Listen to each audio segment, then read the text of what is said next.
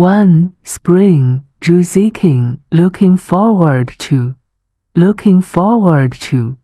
The east wind is coming, and the footsteps of spring are near. Everything was as if he had just woken up, and he opened his eyes happily. The mountains are moistened, and the waters are rising. The sun's face turned red and the grass crept out of the soil, tender and green, in the garden, in the field. Behold, there are a lot of them, sitting, lying down, playing 2 rolls, kicking a few kicks, race a few runs, catch a few rounds of hide and seek. The wind was soft, and the grass was soft. Peach trees, apricot trees, pear trees, you don't let me, I don't let you. They are all full of flowers. The red ones are like fire, the pink ones are like the glow, and the white ones are like snow. The flowers were sweetened and their eyes were closed, and the trees seemed to be full of peaches, apricots, and pears. Hundreds of bees buzzed under the flowers, and butterflies of all sizes flew around. Wild flowers are everywhere, miscellaneous, named. The nameless ones were scattered in the grass, like ice, like stars, and blinking. Blowing the face does not chill the willow wind. Good, like a mother's hand caressing you. The wind brings the smell of freshly turned earth mixed with the smell of grass. There are also the fragrances of various flowers brewing in the slightly moist air. The birds set their nests in the flowers and leaves, and rejoiced, and sang a tune with their crisp throats. The piccolo of the shepherd boy on the back of the cow with the breeze and the water is also raining loudly all day long. Rain is the most common, 3 or 2 days at a time. Don't be annoyed. Look, like cow's hair, like a needle, like a filament, densely diagonally weaved. A thin layer of smoke was enveloped on the roofs of people's houses. The leaves of the trees are green and shiny, and the grass is so green that your eyes are strong. In the evening, the lights are on, a little yellow light. It is a quiet and peaceful night country.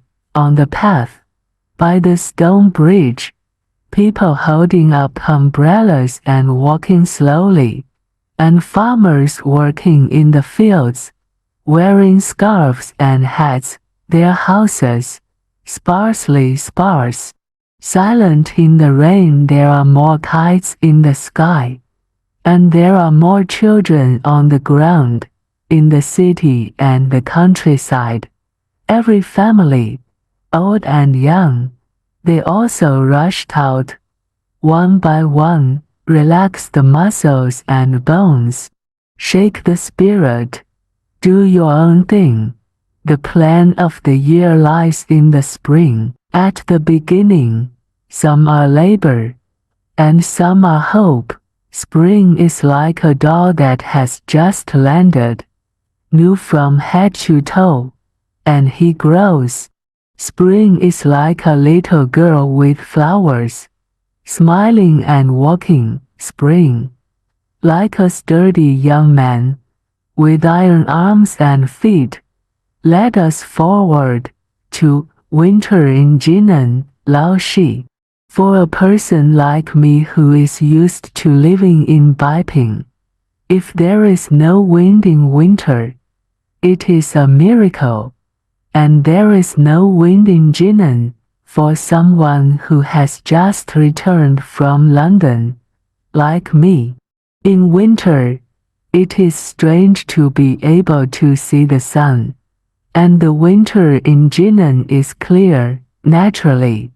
In tropical places, daylight is always so poisonous, and the loud weather is a bit frightening, but in the winter of northern China, with warm and sunny weather, Jinan is really a treasure.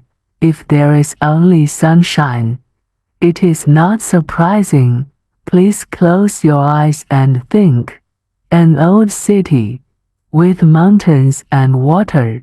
Is it an ideal realm to sleep warmly and comfortably in the sun under the sky, just waiting for the spring breeze to wake them up? The hill encircles Jinan in a circle, and only the north side lacks a little mouth. This circle of hills is particularly lovely in winter, as if Jinan is placed in a small cradle, and they quietly whisper, "Don't worry, it's safe here, it's true." The people of Jinan are smiling in winter, and when they look at those hills, they feel that they have settled and relied on. When they saw the mountain from heaven, they unconsciously remembered, "Tomorrow may be spring. Isn't it so warm? The grass may be green tonight." Because of such a charitable winter, why hope for anything else? The best part is that there is a little snow. Behold, the dwarf pines on the hill are becoming more and more blue and black, and the tips of the trees are crowned with a band of white flowers. For it seems that the tip of the mountain of the Japanese nurse is completely white, and the blue sky is inlaid with a silver edge. On the slopes, the snow is thicker in some places, and the grass is still exposed in other places. Put on a flower dress with water patterns for the mountains and look at it. This flower dress seems to be blown by the wind, so that you want to see a little more beautiful mountain skin when it's about to fall back. The yellowish sunlight slanted on the mountainside, and the thin snow seemed to suddenly be shy, revealing a little pink. It's a little snow. Jinan can't stand the heavy snow. Those hills are too delicate. Ancient Jinan. The city is so narrow and so spacious outside. There are some small villages lying on the hillside, and there is a little snow on the roofs of the small villages. And what about the water?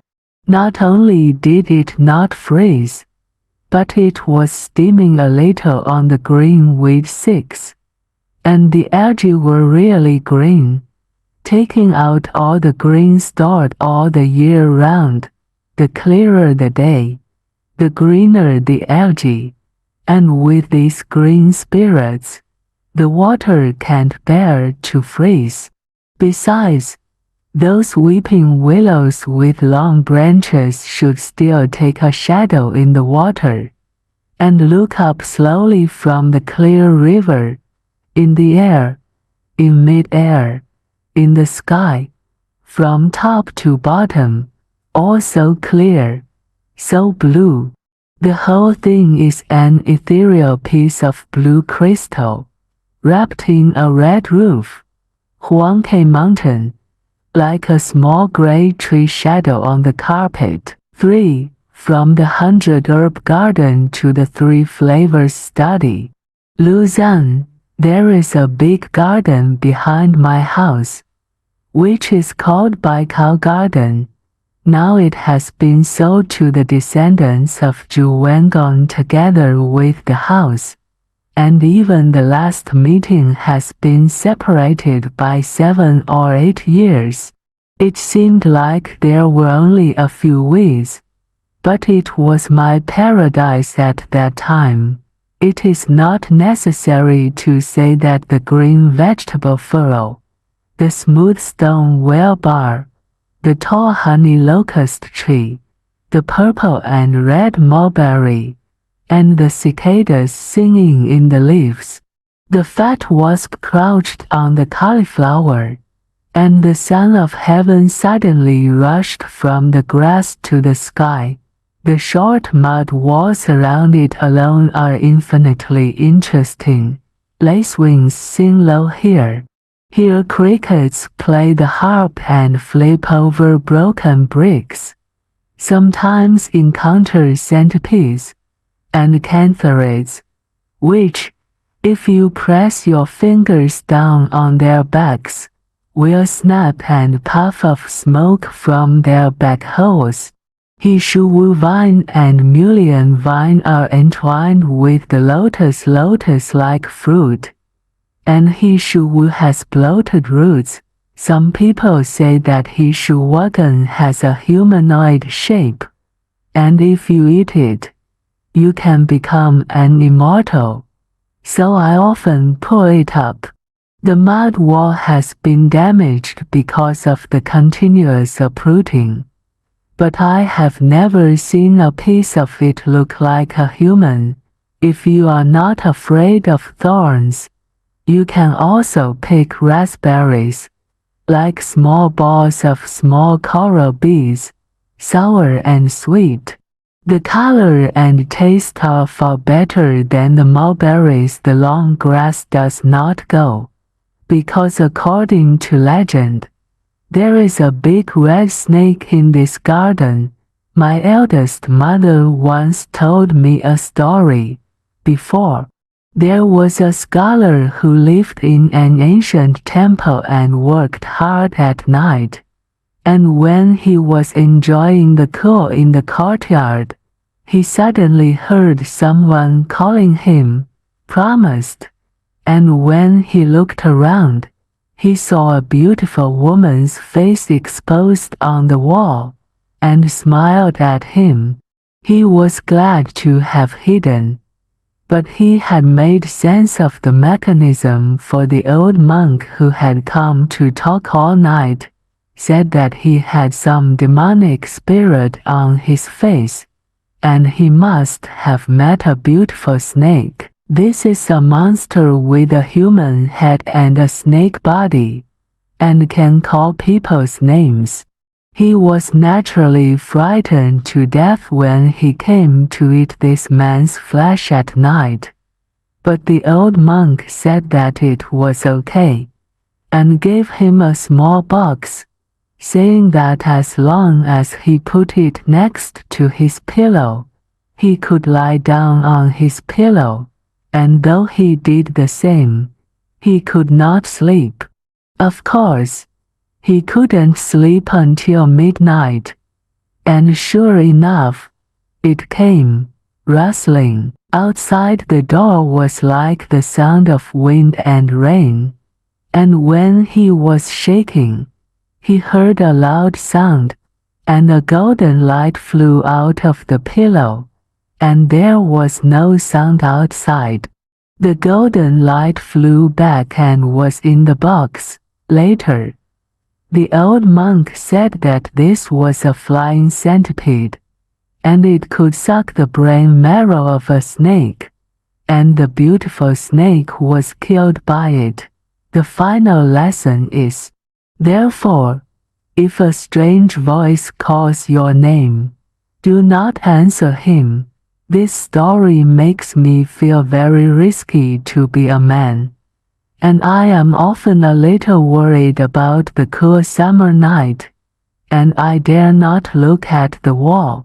And when he desperately wanted to get a box of flying centipedes like the old monk, he often thought so when he walked next to the grass in the Baikal garden, but until now, I haven't gotten it. But I haven't met the red snake and the beautiful snake. The unfamiliar voice calling my name is of course common, but it is not a beautiful snake. In winter, the herb garden is relatively tasteless, and when it snows, it is different. shoot snowmen and sculpt snow arrowheads, needs to be appreciated. This is a deserted garden, so it is not suitable. So I have to come to hunt birds. Thin snow is not enough. It must be covered with snow for a day or two, and the birds and finches have nowhere to feed for a long time. Sweep away a piece of snow. Expose the ground with a short stick to support a large bamboo sieve. Sprinkle some grain below. Tie a long rope on the stick. People hold it from a distance. Watch the birds and birds come down to peck.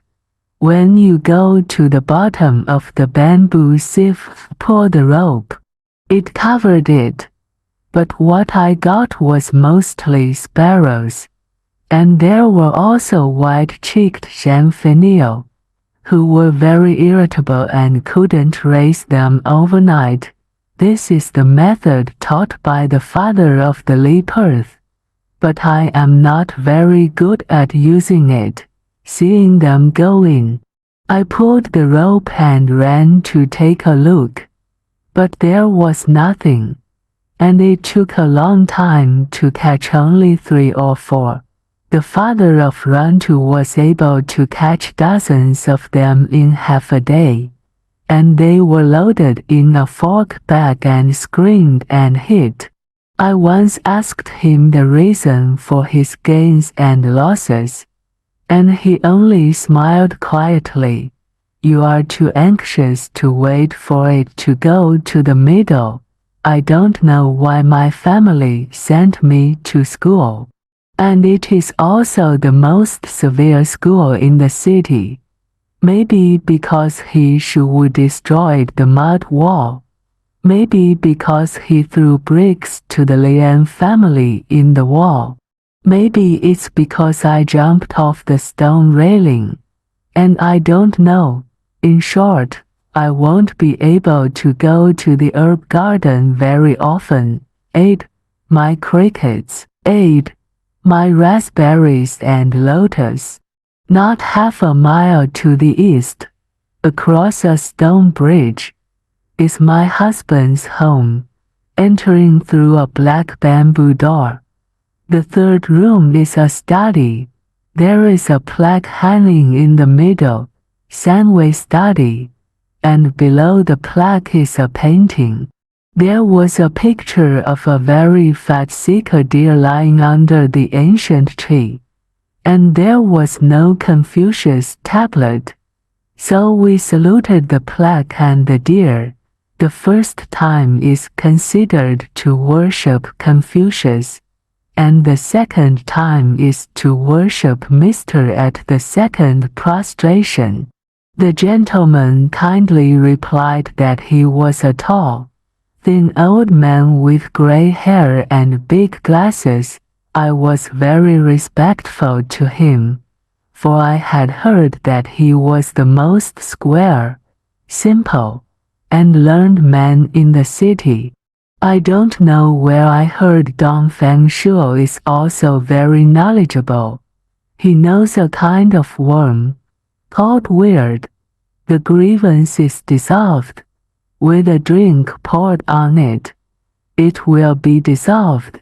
I'd love to know this story in detail, but Ah Chen doesn't know, because she is not knowledgeable after all. Now that she has a chance, she can ask Sir, what's the matter with this weird worm? I asked hurriedly when I was about to retire. I don't know. He seemed upset and angry. I just learned that as a student, you shouldn't ask about these things, as long as you study, because he is a profound Confucian, and he will never know it. I don't want to say that people are older than me, and that's often the case, and I've met them several times. I only read, practice calligraphy at noon, and teach in the evening. My husband was very strict with me in the first few days, but then he got better. However, the books I read gradually increased, and the words gradually added to the lessons, from 3 words to 5 words, and finally to 7 words. There is also a garden behind the Sandway book house, although it is small. But there, you can also climb the flower bed to fold wax plum blossoms, and look for cicadas on the ground or osmanthus trees. The best job is to catch flies and feed the ants, quietly without sound. However, too many classmates came to the garden. After too long, the gentleman cried out in the study, "Everyone has gone there," and the people went back one by one, and they could not go back together. He had a ruler, but he didn't use it often. There are also rules for punishing kneeling, but they are not commonly used, and ordinary people just stare at them a few times and say loudly, "Read." So everyone opened their throats and read for a while, which was really loud. There are those who read "Benevolence is far away. I want to be benevolent." There are those who think of laughing and saying that the dog's sinus is wide open. There are those who read "Don't use the 9 hidden dragons," and there are those who read the staggered tribute "Bud grass and orange grapefruit under the soil." The gentleman himself also studied. Then our voices were lowered and quiet. Only he read aloud Tirui. The conductor is dignified, and everyone is shocked when he sits, and Kimporo, upside down and dripping. 1,000 cups are not drunk. I suspect that this is an excellent article, because he always smiles when he reads this. And he threw his head up and shook it, and threw it back, and pushed it over, when Mr. reads and is in the mind. It is very suitable for us. A few of them used papier armor to put on their nails. I'm a painter, with a kind of paper called jinquan paper. It is traced one by one on the embroidered image of the novel. Like the shadow writing when learning characters, I read more books, and I painted more pictures. I didn't finish reading books, but I got a lot of results in painting. The most fragmented is that there is a large number of embroidered portraits of Wandering Kuji and Journey to the West. Later, in order to use it for money, he sold it to a rich classmate. His father was a tinfoil shop. I heard that now I have become a shopkeeper and am about to rise to the status of a gentleman. It's long gone. September 18th, 4. Helen Keller. The day my teacher, Anne Sullivan, came to my house was the most important day of my life. It was March 3, 1887, when I was 6 years and 9 months old. I can't help but sigh when I think back on the very different life I had before and after that.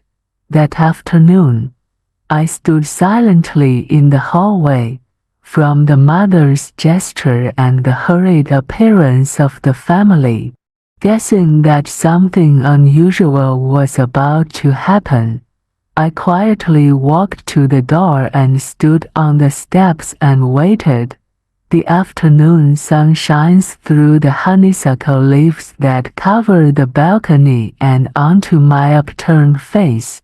My fingers rubbed the leaves and caressed the flowers that bloomed for spring in the south. I didn't know what miracles were going to happen in the future, and I was at that time, after weeks of anger and distress. Tired friend, have you ever sailed in the fog? And in the fog you have nervously steered a great boat, carefully and slowly toward the other side, lest the accident happen before I was educated. I was like a ship in a fog, with neither a compass nor a sounder, and no way of knowing that the harbor was very close. I silently cried out in my heart, "Light! Give me light at this time." And the light of love shines on me. I felt footsteps coming towards me, and I thought it was my mother, and I immediately stretched out my hands. A man took my hand, holding me tightly in my arms. I could feel that she was the one who had come to reveal the truth of the world to me and to give me deep love. Teacher and Sullivan. The next morning, Teacher Sullivan took me to her room and gave me a doll, and I later found out that it was a gift from a student at Perkins who entered the school for the blind. The clothes were sewn by the hands of the elderly Lola. I played with it for a while. Miss Sullivan took my hand and slowly spelled the word doll on the palm of my hand. This action made me interested in finger games, and imitated the drawing on her hand when I was finally able to spell the word correctly. I was so proud that my face turned red with joy, and I immediately ran downstairs to find my mother and spell it to her. I didn't know it was writing, and I didn't even know there was such a thing as writing in the world. I'm just drawing a gourd and imitating Teacher Sullivan's movements from now on. In this way, I learned to spell the words pin, cup, and sit, stand, and walk. Everything in the world has its own name, and it was only after the teacher taught me for a few weeks that I realized it. One day, Miss Sullivan gave me a new, bigger doll. At the same time, he took the old rag doll and put it on my lap and spelled the word doll on my hand, with the intention of telling me that this big rag doll is called the same as the small rag doll. This morning, Miss Sullivan and I had an argument over the words cup and water. She wanted me to understand that cup is cup and water is water, but I confused the two. Cup is also water and water is also cup. She had no choice but to put the issue aside for a moment and re-practice the word doll for rag dolls. I got a little impatient, grabbed the new doll and threw it on the ground, and broke it to pieces. I feel very happy to have this temper in my heart, and I am neither ashamed nor remorseful. I have no love for the doll. In my still, dark world, there would be no tenderness and compassion at all. Miss Sullivan swept the poor doll's rags to the stove and handed me my hat, and I knew I could go outside in the warm sunshine again. We walked along the path to the well house. The honeysuckle blooming on the roof was fragrant, and Miss Sullivan put one of my hands under the spout, and a stream of cool water flowed through my hand. She spelled water water on my other hand. The words were written slowly at first, and then faster the second time. I stood quietly, noticing the movement of her fingers. Suddenly, it dawned on me that a magical sensation was stirring through my brain. I immediately understood the mystery of language and writing, and I knew that the word water was this cool and wonderful thing that flowed through my hands. Water awakens my soul and gives me light, hope, happiness and freedom. The experience in the warehouse made me want to learn. It turns out that everything in the universe has its own name, and each name can inspire me to think newly. I began to look at everything with a new eye and came back into the house, and everything I touched seemed to come to life. I remembered the doll I had broken, and groped my way to the stove. I picked up the pieces and tried to put them together, but I couldn't put them together. Remembering what I had just done, I felt so remorseful that my eyes were filled with tears for the first time in my life. That day, I learned a lot of words. For example, father, mother, sister, teacher, etc. These words made the whole world bloom in front of me. I remember that beautiful night, lying alone in bed, my heart full of joy, looking forward to a new day soon. Yes. Is there a happier child in the world than I am? 5. The shepherd who planted the tree. Jean Journal. To really understand a person, you have to observe what he does for a long time. If he is generous and selfless, and does not seek anything in return, he also left a lot of things in the world. So it's safe to say that this is a rare good person. It was in 1913 that I went into the Provence region of France, in the sparsely populated Alps. I made a trip here at an altitude of 12,300 meters, and as far as the eye can see, there is wasteland everywhere. On the bare hills, there are some wild lavender growing in a sparse place.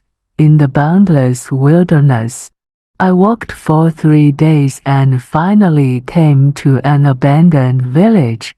I pitched my tent next to the collapsed house. Since the night before, there has been no water to drink. Now, I have to get some water, I guess. It was in ruins, but there was always a well or a spring around the houses like a hornet's nest. I did find a spring, but it had dried up.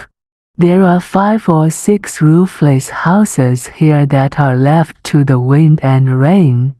There is also a church next to it, and the bell tower has also collapsed. All this makes one imagine what it was like for people to live here at that time. Now, but I didn't get angry at all. It was a sunny day in June, and the sun was about to scorch people on the unobstructed high ground. The wind blew people to stagger. The wind howls through the cracks of the broken house, roaring like a hungry beast. I dismissed the idea of spending the night here. After 5 hours of walking, I still didn't find water, and I didn't even have the slightest hope. Everywhere there was dry land and weeds, and I saw a figure in the distance. At first, I thought it was a dead tree, but I didn't have a choice, so I walked there anyway. It turned out to be a shepherd. Round him, There were about 30 sheep lying lazily on the hot mountain ground. The shepherd gave me water from the kettle and took me to his hut on the mountain. He drew me some water from a deep well. On the well platform where the well water is sweet, there is a simple hanging rope. This man is not very talkative, as is often the case with people who live alone. However, he appeared confident and peaceful in my eyes. He's like a mysterious spring gushing out of this barren land. And he doesn't live in tents, but in a sturdy stone house. It can be seen that, little by little, he repaired a dilapidated house to its current state, with a roof that was tight and did not leak a drop of rainwater. The wind blows on the tiles and makes the sound of waves crashing on the beach. The room was neatly tidy. The dishes were clean. There was not a single dust on the floor, and the shotguns were oiled on the stove. There is also a pot of hot soup. You can tell he's just shaved. The buttons of his clothes were sewn so tightly that the stitches of the patches were so thin that they were barely visible. We drank hot soup together. After the meal, I tried to hand him the cigarette pouch, but he replied that he did not smoke. His big dog is also as quiet, loyal, and unassuming as his owner. The shepherd took out a bag, poured out a pile of acorns from it, and scattered it on the table, then carefully picked them one by one. He's going to separate the good acorns from the bad ones. And I'm smoking a cigarette and trying to pick them for him. But he said he didn't need my help. Seeing that he picked so seriously and carefully, I stopped insisting. That's all we had to talk about after a while. And he picked out a small pile of good acorns, each one full. Then he divided them in piles of 10. As he counted, he put the little ones, or the cracked ones, were picked out, and at last 100 big and good acorns were picked out, and he stopped, and we went to sleep. Staying with the shepherds is very calming. The next day, I offered to him to stay in his house for another day. Not because I needed a rest, but because I was curious to know more about the shepherds, and he readily agreed. I feel nothing could disrupt his life, and he was going to graze with the sheep before leaving. He soaked the bag with acorns in the water. I saw that he did not bring a stick. Instead, he took an iron rod 1.5 meters long and the thickness of his thumb. I pretended to wander around casually and walked on the mountain road parallel to him. The place where the sheep graze is in a mountain nest. The shepherd made the big dog watch over the flock. Then he crawled to where I was standing, and I thought he was going to come to me, and I thought I had been following him, but he didn't. This was the path he was going to take. He also said that if I was okay, I could go with him. We climbed another 200 meters along the mountain road. He stopped and poked a hole in the ground with an iron rod. Then he gently placed an acorn into the pit and carefully covered it with dirt. He's planting oak trees, and I asked him, "Is this land yours?" He shook his head and said, "No, whose land is that? Is it public or private?" He said he didn't know. It doesn't seem like he cares. He just planted 100 acorns single-mindedly. And after lunch, he started to choose acorns again, taking advantage of this opportunity. I got to the bottom of it, and only then did I learn something from him. For 3 years, he has always planted trees like this, and he has planted 100,000 acorns.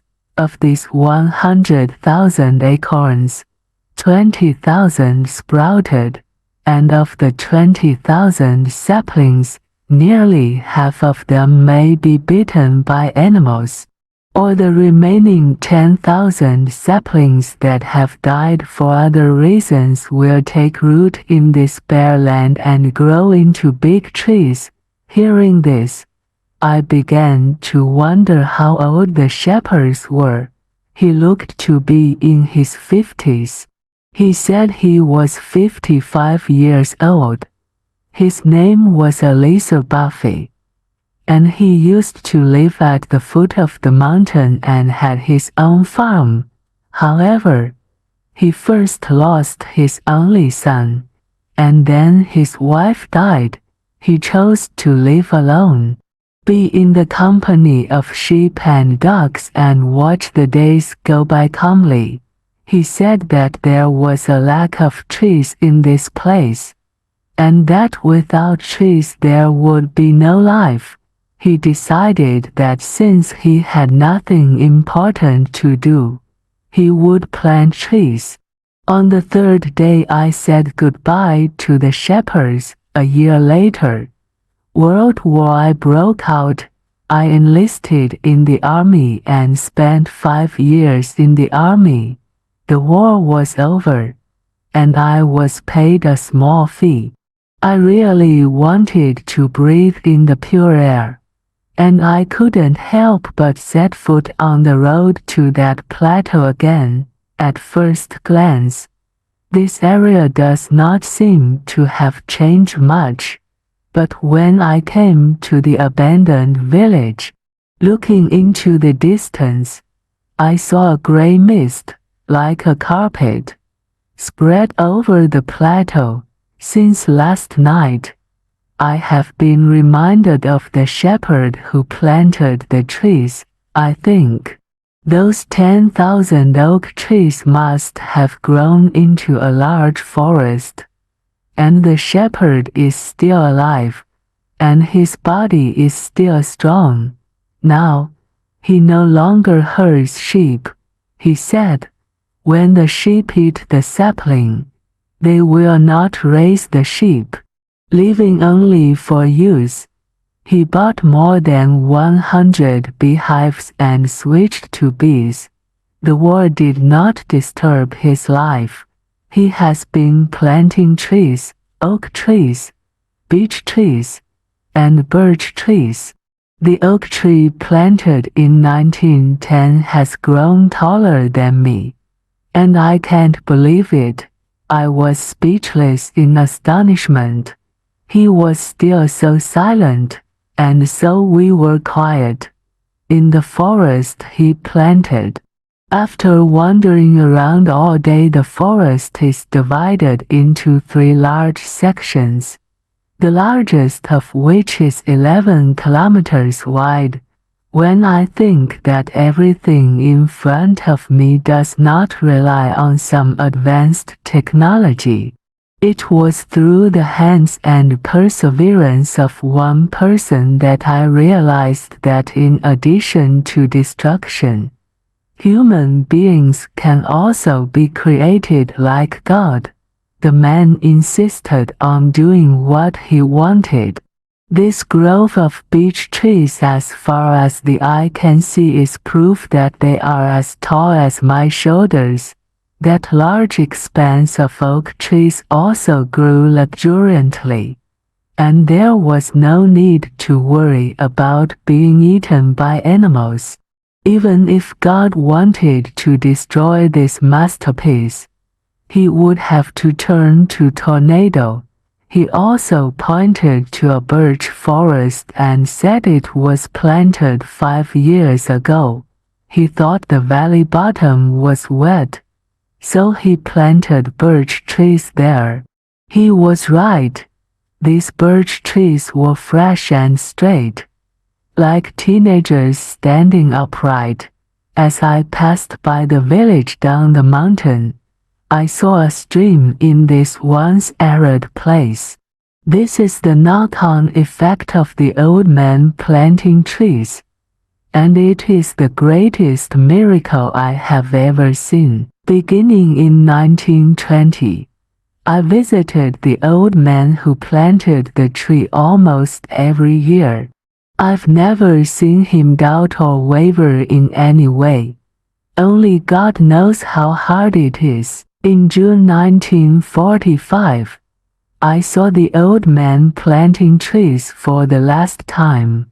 He was 87 years old. I set out again on this path to the wasteland, and I don't recognize the path I once walked at all. Everything has changed. Even the air is different. The fierce and dry wind that used to be, it turned into a scented breeze, and the sound of running water came from above. The sound of the wind passing through the trees. What was once a wasteland is now a fertile land. When I came in 1913, I saw clean farmhouses built on the ruins, and I could see that people were living happily and comfortably. The woods have retained rain and snow, and springs have sprung up in the fields that have been dry for a long time. People dug canals, and on the edge of the farm, in the maple forest, a steady stream of spring water flowed, watering the fresh mint that grew around. Little by little, the abandoned villages were rebuilt. Those who move here from cities where land is expensive bring with them youth and energy, as well as the courage to explore a new life. Along the way, I met many healthy men and women. The children's laughter has begun to waft through the lively village gatherings again, and the older generation who have been living here all this time have been transformed by a comfortable new life, plus the new residents. The happy life of more than 10,000 people stems from this old man named Eliezer Buffy. Whenever I think of this old man, who, with the physical strength and perseverance of a man, turned this desert into an oasis. But when I think about what kind of perseverance and selflessness is needed to do such a thing, I think from the bottom of my heart, I feel infinite admiration for this ordinary peasant with little education. He did what only God can do. 6. Katzan Duo. I've had cats several times at home. The ending is always missing or dead, and the third sister likes cats the most, and she often plays with cats when she comes home from school. Once, I asked for a newborn cat from next door, gray hair, very lively, like a snowball with dirt. It often rolls around in the sunlight in front of the porch. The third sister often took a red belt, or a rope, and dragged it back and forth in front of it, and it pounced to grab it, and then rushed over to grab it. I sat on a wicker chair and watched them smile for an hour or two, when the sun was shining warmly, and my heart felt the freshness and joy of life. Then the cat somehow suddenly lost weight and refused to eat. and its shiny fur was dirty, and it lay under the chair in the hall all day long, refusing to come out. The third sister tried all kinds of ways to tease it, but it ignored it. We all bought a very small copper bell for its melancholy third sister, wore it with a red silk ribbon, and hung it under its neck, but it only seemed disproportionate. It was just on business, lazy, and depressed lying. One day at noon, when I came back from the compilation office, the third sister said sadly, "Brother, the kitten is dead." I also felt a wisp of bitterness in my heart, and I felt pity for the little couple who had been with me for the past 2 months. "It doesn't matter. I'll ask for another one for you elsewhere." A few days later, the second sister came back from her uncle's house in Hongkou, and she said that her uncle had 3 or 4 kittens there, which were very interesting and were about to be given to others. The third sister encouraged her to fetch one for Sunday, but when her mother returned, she brought a yellow kitten with her. Immediately, part of the attention of the third sister was attracted by the yellow kitten. "This kitten is more interesting and lively than the first one. It runs around the garden, climbs trees, and sometimes pounces on butterflies as they pass by peacefully. It seems to be too lively, not afraid of people at all. Sometimes they jump from a tree to a wall and run out into the street, where they bask in the sun." We were all very worried about it, and we had to ask it several times a day, "Where's the kitten?" Every time, I had to look for it once before I found it. The third sister often pointed at it and scolded him with a smile and said, "You little cat, you have to be caught by a beggar so that you won't run around." After dinner entertainment is to watch it climb trees, hidden in the green leaves in the sunlight, as if waiting for something to be caught, picked it up. As soon as I let go, I climbed up very quickly. After 2 or 3 months, it caught a rat once, and it caught a very fat rat. And since then, it has stopped hearing nasty squeaks at night. One morning, I got up, put on my clothes and went downstairs, but I didn't see the kitten. I searched for it in the garden, but I couldn't find it. There was some warning of loss in my heart. "Third sister, where's the kitten?" She hurried downstairs and replied, "I searched for it just now, but I didn't see it." The family was scrambling to find it, but it was finally gone. Sister-in-law said, "I got up early in the morning to open the door, and I saw it in the hall. When I cooked it, I lost it." Everybody was not happy. It seems that a dear companion has been lost, and even Aunt Jane, who has never liked it very much, said, "It's a pity, it's a pity, such a good kitten." There was still a glimmer of hope in my heart, thinking that it had accidentally run away. "You may recognize the way home at lunch," Aunt Jane complained. "I met the girl of the Zhou family next door just now, and she said that in the morning, she saw my kitten outside the door and was caught by a passerby." So this loss confirmed that the third sister was very unhappy, and granted they saw it.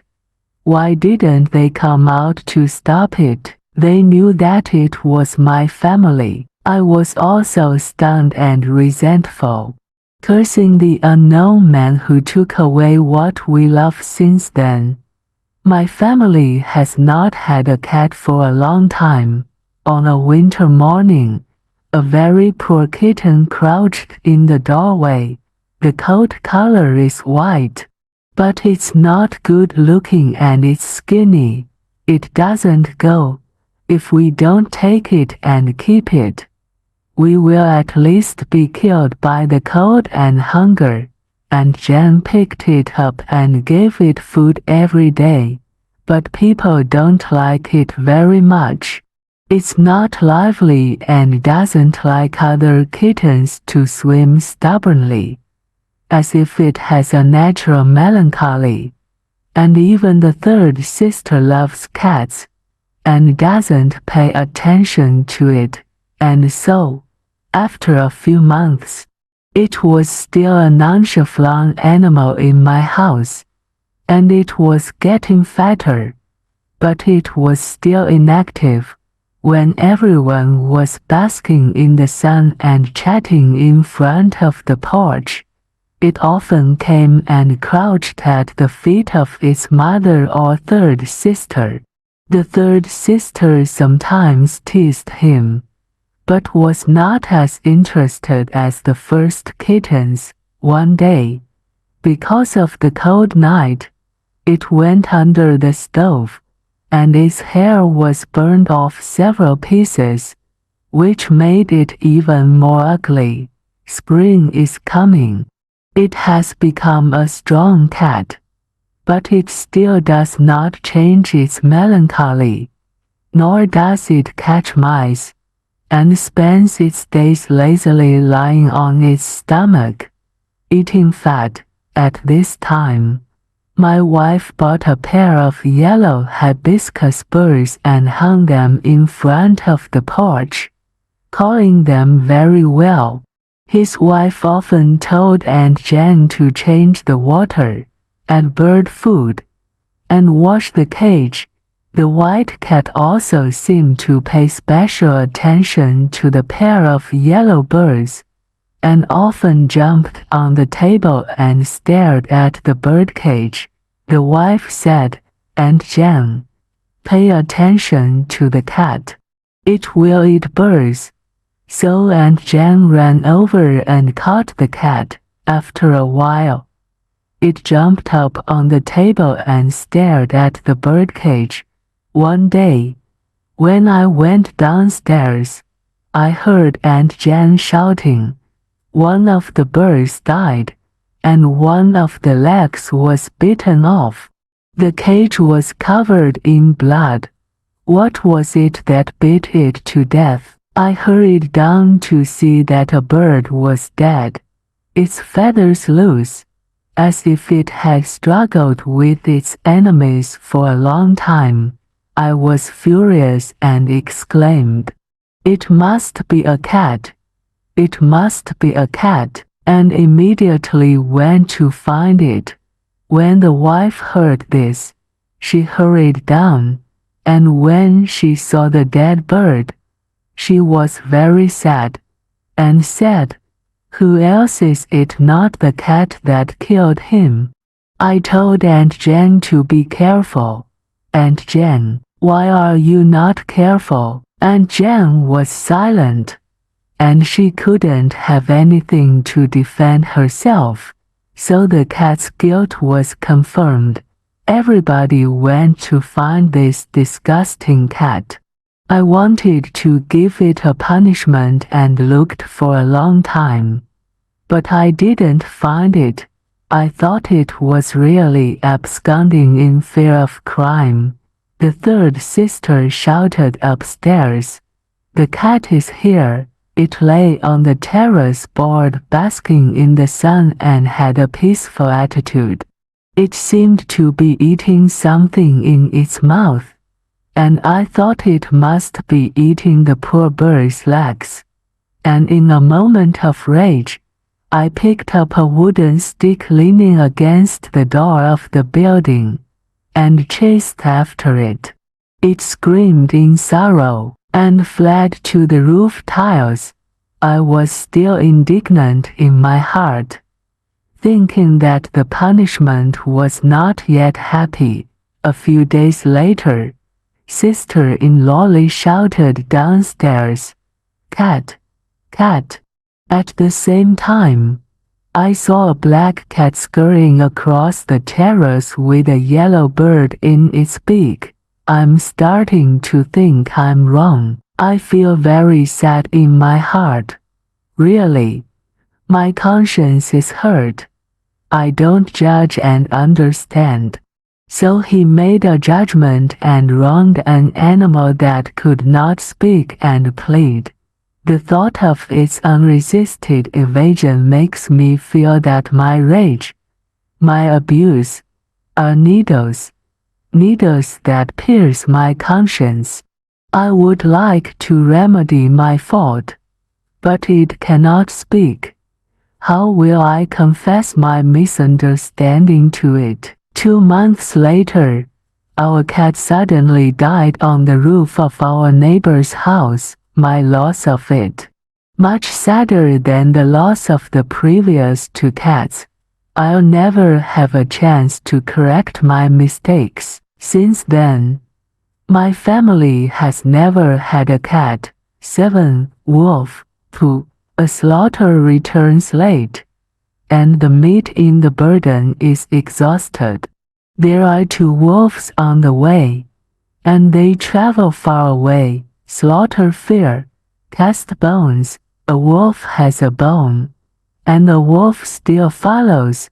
Ray surrender, the wolf stops and the wolf arrives again.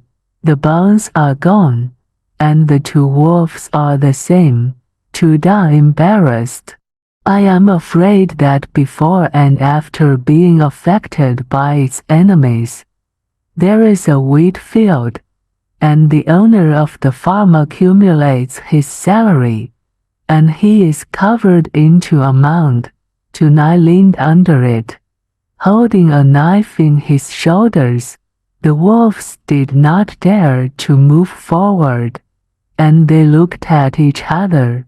When he was young, a wolf went away, and one of his dogs sat in front. For a long time, the eyes were like blindness. The slaughter was so violent that he slashed the wolf's head with a knife and killed him several times. Fan wants to go. After turning his eyes to accumulate salary, a wolf hole in it, intending to tunnel in order to attack it. The body is half in, and the tail of the dew is stopped. Tuzi cut off his shears and killed him. Before the Enlightenment, the wolf pretended to sleep to lure the enemy.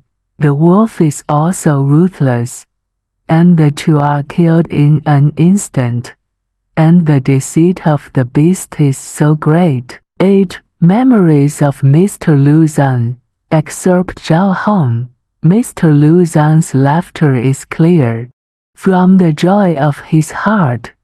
If someone said something ridiculous, Mr. Luzon couldn't even hold the cigarette when he laughed, and often coughed with laughter. Mr. Luzon walks very lightly. In particular, what others remember clearly is that he just grabbed his hat and buttoned it on his head, and at the same time his left leg stretched out, as if he was desperate to walk. As a guest at Mr. Luzon's house, at first, it took about an hour to come to Hongkou from the French concession to take the tram, so the number of visits at that time was relatively small. I remember talking about it in the middle of the night. There was no tram after 12 o'clock, but I don't know what it was said that day. But when I got to a paragraph, I looked at the round clock on the small long table next to it, and it was 11:30, and at 11:40 5 o'clock, and the tram was gone. Anyway, it's 12 o'clock, and the tram is gone. So let's sit for a while, Mr. Zhu persuaded. Mr. Luzon seemed to have fantasized after listening to what was said, and settled down with an ivory cigarette holder in thought. After 1 o'clock, it was Mr. Zhu who sent me and other friends out. It was raining lightly outside, and the lights in the alley were completely extinguished. Mr. Luzon told Mr. Zhu to let him go back by car, and he must ask Mr. Zhu to pay for it and live on North Sichuan Road in the future, so that he will come to the mainland New Village every night after dinner, when it is windy and rainy. There is almost no interruption. Mr. Luzon likes northern rice very much, and he likes to eat fried things, and he likes to eat hard things. Even when he was sick later, he didn't eat milk very much. The chicken soup was brought to the side and scooped with a spoon or two. And it was okay. One day I made an appointment to make dumplings to eat, but I still lived in the French concession, so I brought foreign sauerkraut and beef ground in a meat grinder, standing at the square table at the back of the living room.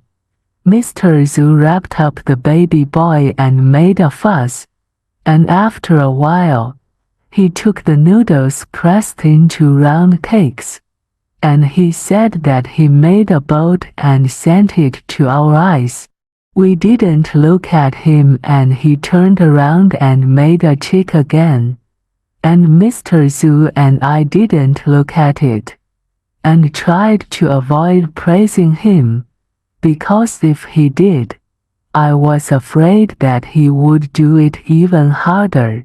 After the living room, it was dark before dusk, and I felt a slight chill on my back, knowing that my clothes were not enough, but I didn't add clothes for the sake of being busy. When the dumplings are finished, see that the number is not much. Only then did I know that Mr. Zhu. We talked too much and missed work. How did Mr. Zhu leave home? How did he go to Tianjin to study? How he became a tutor when he was studying at the Women's Normal University? The description of her going to the tutor exam is very interesting. Only one is taken, but after dozens of exams, it is difficult for her to be elected. Counting on a little compensation for tuition. Winter is coming, and it is cold in Beiping. The house is far away from the school. In addition to the car money, if you have a cold or flu, you have to take out the money to buy aspirin by yourself, and the monthly salary of 10 yuans has to run from Siking to Dongtan. The dumplings are cooked, and as soon as you go up the stairs, I heard the laughter of Mr. Luzon upstairs, and rushed down the stairs, and it turned out that a few friends were also talking upstairs. The day was a good meal. Later, we made leek zygotes. I made hinged leaf cakes again, and as soon as I proposed it, Mr. Luzon would definitely agree. But I didn't do it well, but Mr. Luzon still held chopsticks at the dinner table and asked Mr. Zhu, "Shall I eat a few more?" Because Mr. Luzon's stomach is not very good. He must take 1 or 2 stomach pills of splenzimide after every meal. One afternoon, Mr. Luzon was proofreading Kukibi's The Forest on the Sea, and as soon as I walked into the bedroom, from the round swivel chair, Mr. Luzon turned to me and stood up slightly. "Long time no see. Long time no see." He nodded to me as he spoke. "Didn't I just come here? How could it be that I haven't seen you for a long time? That Mr. Zhou forgot the time I came in the morning. But I also come every day. Have you forgotten everything?" Mr. Zhou turned around and sat on the recliner before laughing to himself. He was joking. In the rainy season, there are few sunny days. One morning just cleared. I was very happy. I went to Mr. Luzon's house, ran upstairs and gasped. Mr. Luzon said, "Come." I said, "Come." I couldn't even drink the tea when I was panting. So Mr. Luzon asked me, "Is there something wrong?" I said, "It's clear. The sun is out." Mr. Zhu and Mr. Luzon both smiled, a kind of smile that shows his heart for breaking through the melancholy mood. Young people write letters that are too sloppy, and Mr. Luzon deeply hates them. Words don't have to be well written, but it has to be seen that young people are too busy right now.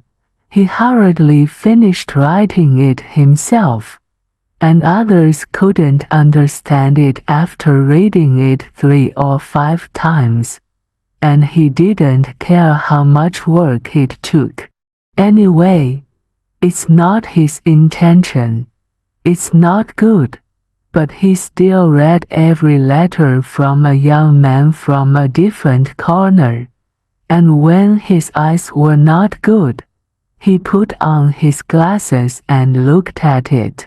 I often see the time in the middle of the night. Mr. Luzon's original manuscript, in a fried fritter shop on Ladu Road, where fried dough sticks are wrapped.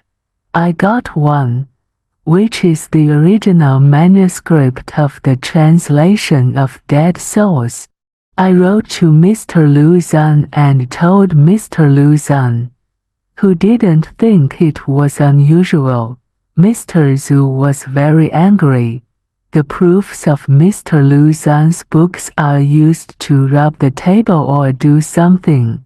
Guests are invited to eat at home. Halfway through the meal, Mr. Luzon turned around and brought the proofs for everyone to share with the guests and take a look at them.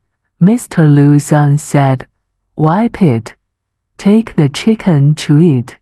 Your hands are tired." I went to the bathroom, and there was proof paper over there. Mr. Zhu was busy from morning to evening downstairs with guests, while still holding woolen yarn in his hands. Otherwise, while talking, he stood up and plucked the dried leaves from the flowers in the pot with his hands. Every time Mr. Zhu sends a guest, he has to send it to the door downstairs, open the door for the guest, and the guest walks out and gently closes the door before going upstairs. When guests come, they have to go to the street to buy fish or chickens.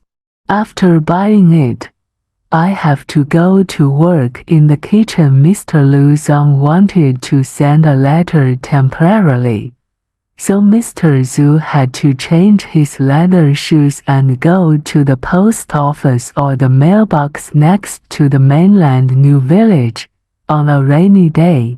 Mr. Zhu put up an umbrella. Mr. Zhu is busy, and Mr. Zhu's smile is pleasant, but his hair is a little gray. Go to the movies at night. There is only one car in the garage on Scott Road. Mr. Lu Zhang must not sit down, and he will let us sit, Mr. Zhu. Mrs. Zhou Jianren, Hai Ying, the three sons-in-law of Mr. Zhou Jianren. We got in the car, Mr. Lu Zhang and Mr. Zhou Jianren. There were one or two other friends in the back after watching the movie. They only called a car, and Mr. Lu Zhang refused to sit down. So Mr. Zhou Jianren's family sat and left first. Mr. Lu Zhang walked next to Haiying and crossed the bridge of Suzhou Creek to wait for the tram. After waiting for 20 or 30 minutes, the tram has not come. Mr. Lu Zhang sat on the stone fence by the bridge by the iron railing along the Suzhou Creek, took out a cigarette, installed the cigarette holder, and smoked leisurely. The sea baby ran back and forth restlessly. Mr. Lu Zhang also beckoned him to sit side by side with him, and Mr. Lu Zhang sat there like a quiet old man in the countryside. Mr. Lu Zhang's rest. Do not listen to the gramophone. Do not go out for a walk. Mr. Lu Zhang himself said, sitting on the chair and flipping through the book is rest. Mr. Lu Zhang accompanied the guests from 2 or 3 o'clock in the afternoon until 5 o'clock, and until 6 o'clock. If the guests have eaten at home and have eaten, they must drink tea together, or they have just finished drinking tea and left, or they have not left and the guests come again. So they go down and accompany them until 8 o'clock or 10 o'clock. Often accompanied until 12 o'clock from 2 or 3 o'clock in the afternoon, accompanied until 12 o'clock at night. Such a long time. Mr. Lu Zhang is sitting on the rattan recliner, constantly smoking cigarettes. As soon as the guests left, it was already the second half of the night. It was already time to sleep. But Mr. Lu Zhang was about to start work. Before going to work, he closed his eyes slightly, lit a cigarette, and lay on the edge of the bed. Mr. Zhu almost fell asleep in the bed. Why did Mr. Zhu sleep so fast? Because he had to get up at 6 or 7 o'clock the next morning to take care of the housework. Haiying also fell asleep with the nanny on the 3rd floor. At this time the whole building was silent, and there was no sound outside the window. Mr. Lu Zhang stood up and sat at the desk. I started to write articles under the green lamp when Mr. Zhu said that the rooster crowed. Mr. Lu Zhang was still sitting, and the cars on the street were beeping. But Mr. Lu Zhang was still sitting. Sometimes Mr. Zhu wakes up and looks at the glass window by saucer. The lights don't seem to be bright, and Mr. Lu Zhang's back is not as dark as it is at night. Mr. Lu Zhang's back is gray-black. Still sitting there, everyone got up, and Mr. Lu Zhang fell asleep. Hai Ying came down from the 3rd floor, carrying a school bag. The nanny sent him to school. and passed in front of Mr. Luzan's door. The nanny always told him, "Walk lightly, walk lightly." As soon as Mr. Luzan fell asleep, the sun rose. The sun shone brightly on the people in the courtyard. Mr. Luzan's desk is neat and tidy. The finished essay is pressed under the book, and the brush stands on the back of a small porcelain-fired turtle. A pair of slippers stopped under the bed, and Mr. Luzan fell asleep next to the pillow. The dish called from the Fujian restaurant has a bowl of meatballs made of fish. As soon as he ate it, he said that it was not fresh, and Mr. Zhu didn't believe it, and no one else believed it, because some of the balls are fresh, some are not, and what others eat in their mouths happens to have no change in taste. Mr. Zhu gave another sea baby to eat, but it was not good, and he shouted again. Others didn't pay attention, and Mr. Luzan took the sea baby dish and tasted it. Sure enough, "It's not new," Mr. Luzan said. He must have a reason for saying that it is not new, and it is not right to erase it without checking it. Later, when I thought about it, I talked to Mr. Zhu privately, and Mr. Zhu said, "Mr. Zhou's life, it's really a little thing that we can't learn." Mr. Luzan also wrapped a paper bag to be neat, and often took the books to be sent, and Mr. Luzan took them from Mr. Zhu's hand and wrapped them himself. Mr. Zhu had wrapped it so well, and Mr. Luzan had to do it himself. Mr. Luzan wrapped the schoolbook and tied it with a thin rope. The bag was square, and even a corner was not allowed to be crooked or flattened. Then I picked up the scissors and cut the end of the rope that tied the book neatly. Even the paper that wrapped this book was not new. It was all left behind after buying something on the street. Mr. Zhu came back from the street and opened the things he bought, folded the craft paper that wrapped the things, and wrapped the small string around it. It should also be untied at hand, ready to be used at any time, and convenient at any time. "Mr. Luzan must rest," said Dr. Sudo.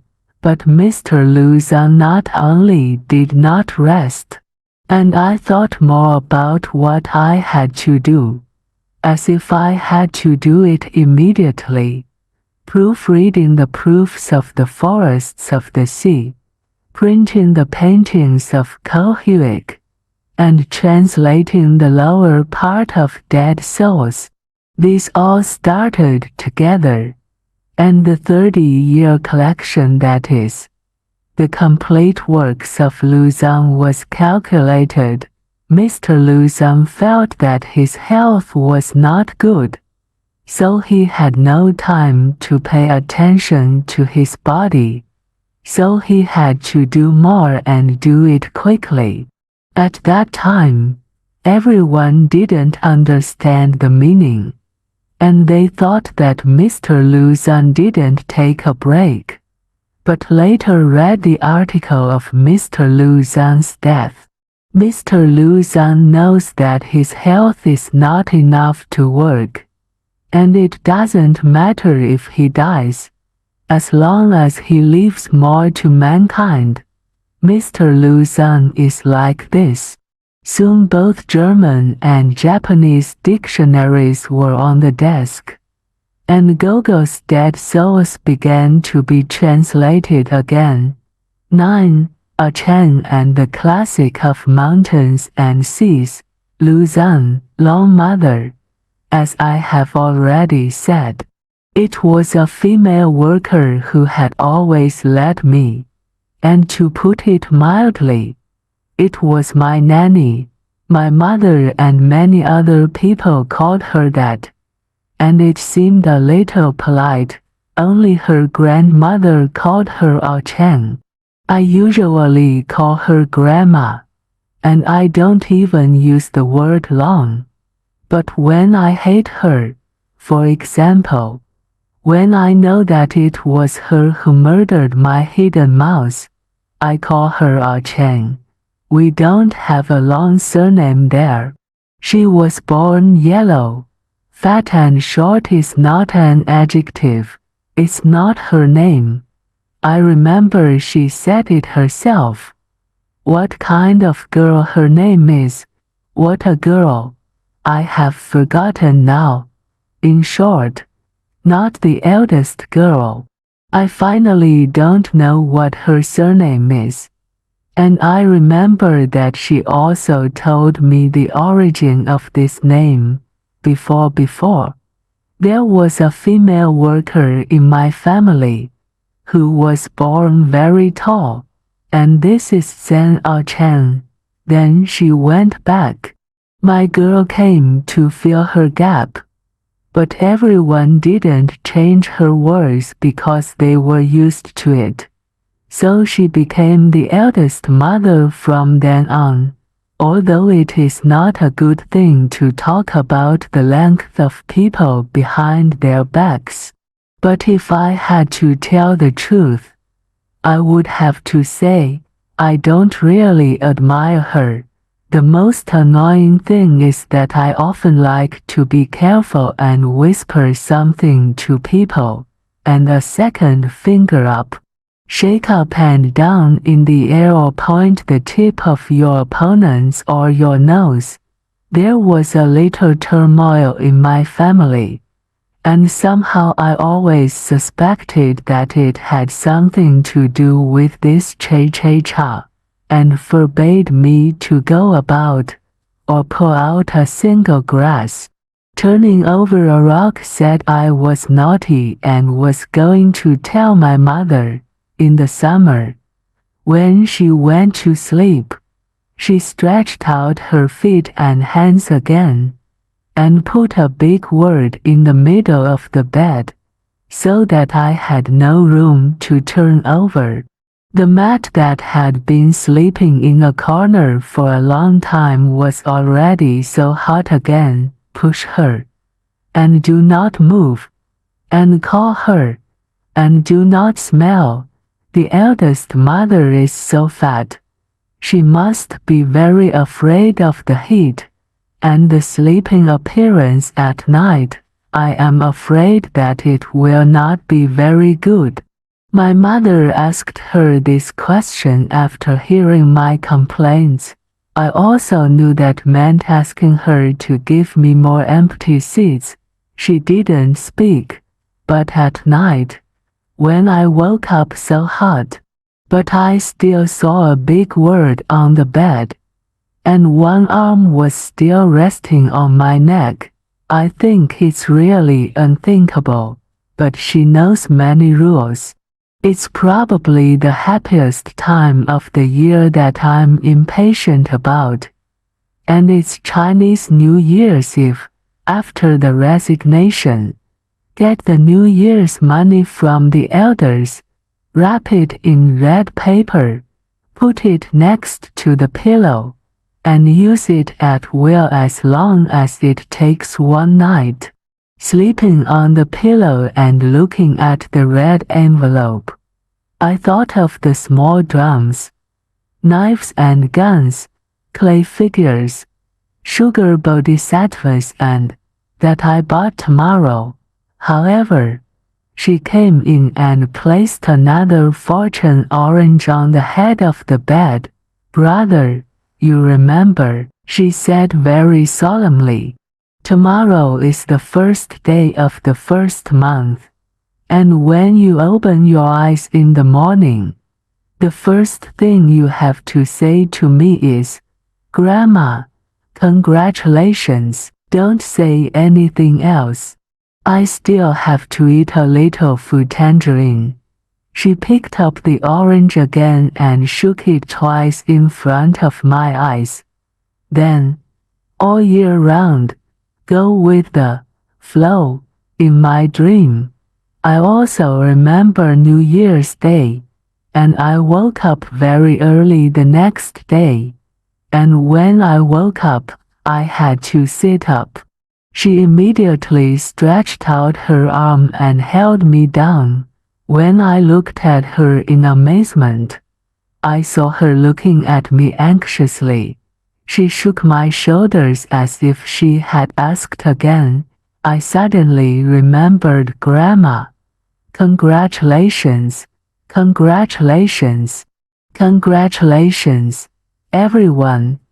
How clever it is. She laughed as if she were very happy, and at the same time shoved something cold into my mouth. I was taken aback. And then I suddenly remembered. This is the so-called ordeal of food tangerines New Year's Day, and it has finally been endured and can get out of bed to play. She taught me many more truths, such as saying that when a person dies, he should not say that he is dead, but he must say old. You should not go into the house where you have given birth. You must pick up the rice when it falls on the ground, and it is best to eat it. And under the bamboo pole used to dry your pants, you must not get through the besides. Now it's mostly forgotten. Only the strange rituals of New Year's Day are remembered most clearly. In short, they are all trivial things, and I still feel very troublesome when I think about them. However, there was a time when I had unprecedented respect for her. She used to tell me about long hair. Her so-called long-haired people were not only Hongshu's entire army, but also all the bandits and robbers who came later. But except for the Revolutionary Party, because there was no one at that time, she said that the long hair was terrible. They couldn't understand what they said. And when she said that when Chen Mao went to the city, my family had all fled to the seaside, leaving only a porter and an old cook to watch over the house. Later, the long hair really came in the door. Then the old woman called them kings.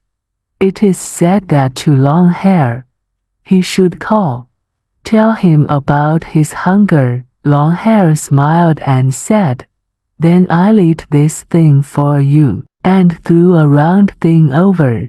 And with a little pigtail is the head of the porter.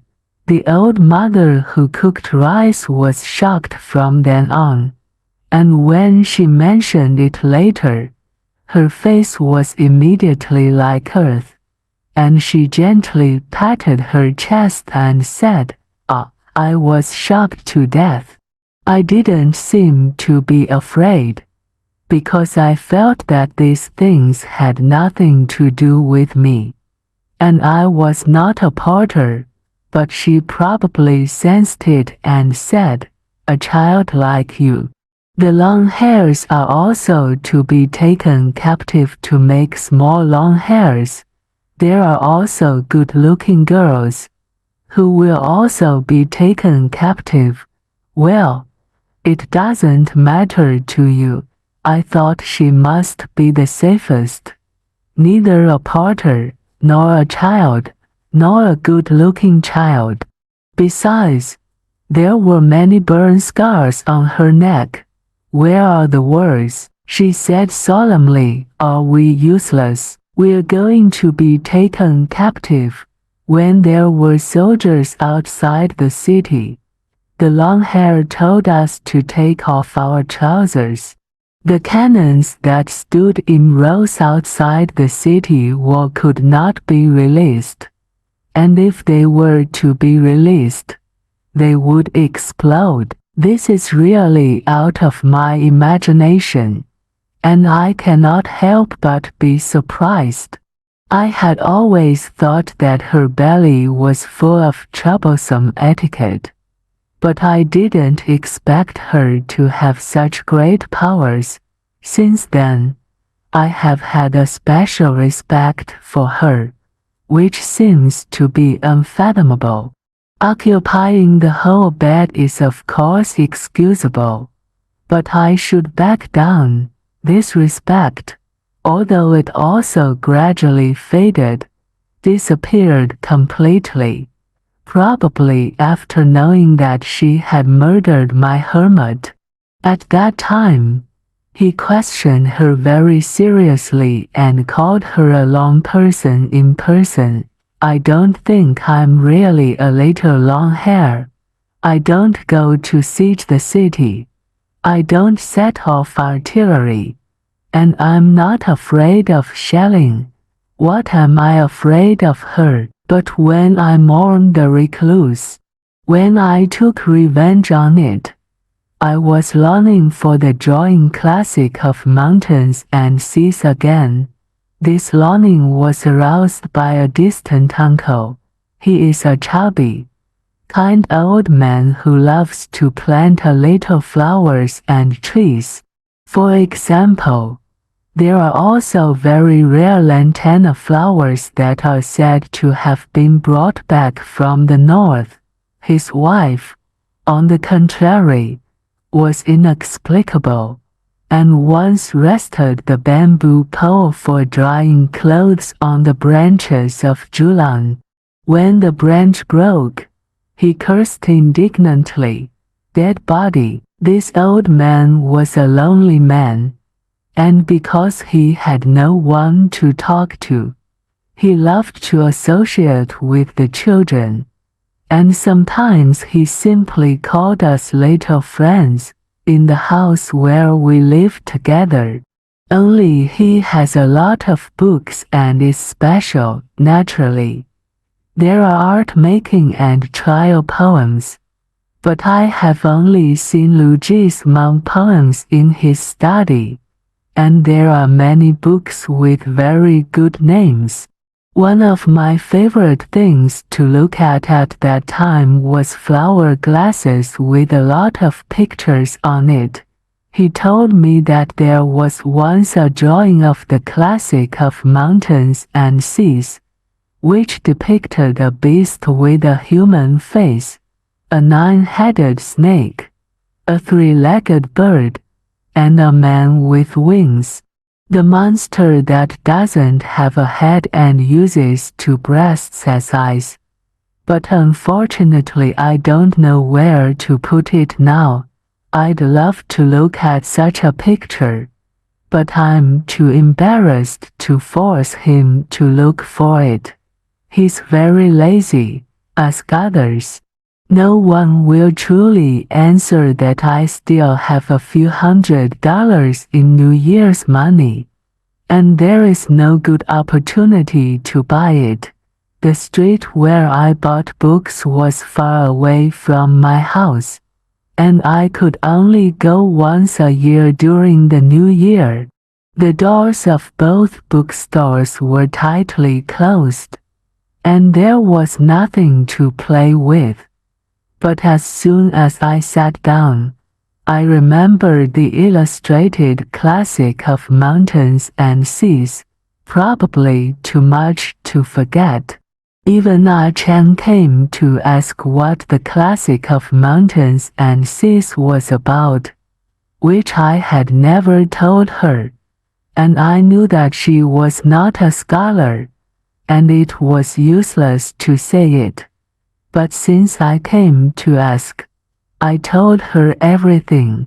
After more than 10 days or a month, I still remember that 4 or 5 days after she went home from leave, she came back in a new blue shirt, and as soon as we met, She handed me a bag of books and said happily, "Brother, I seem to have encountered a thunderbolt," and all of them were shaken, and I quickly went to take it, and opened the paper bag, which were for small books, and I flipped them slightly, and the beast with a human face, the nine-headed serpent, was indeed included.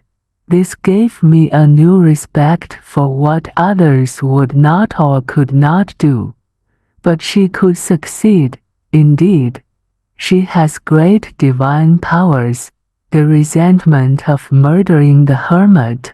These 4 books have been completely wiped out, and they are the first and most beloved books I have ever acquired. The appearance of the book is still in front of me, but judging from the appearance that is still in front of you. But it is a very clumsy notebook with very clumsy engravings. The paper is very yellow, and the images are very bad, and even the animals are almost all straight, and even the eyes of the animals are rectangular. But that's my most beloved book. It does look like a beast with a human face, a 9-headed snake, a 1-legged cow, a bag-like emperor, and a head that takes the milk as the eye, the umbilicus as the mouth, and dances with relatives. Since then, I have collected more books on drawings. So there are lithographs of area Yintu and mouse poems, and there are Dian Shizai comb paintings and poetry and painting boat.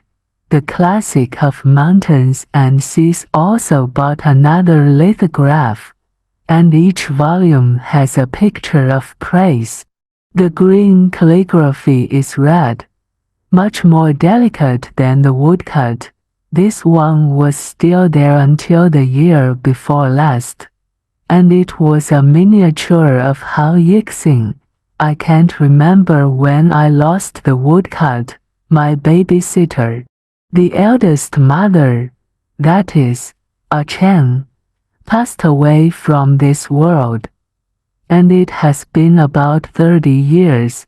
I finally didn't know her name, her experience, only that there was a stepson, and she was about a widow of a young widow.